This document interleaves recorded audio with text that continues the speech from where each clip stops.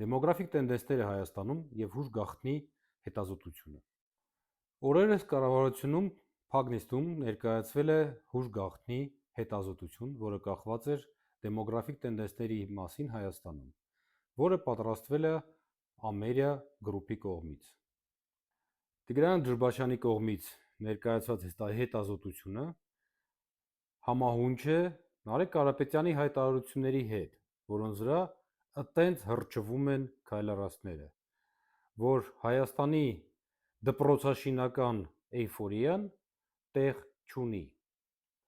Իսկ պատճառները տրիվիալ են.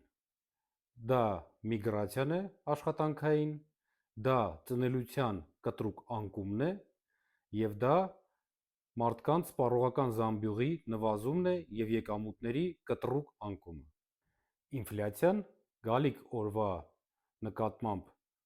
վստահության կորուստ և կառավարության վստահության կորուստ։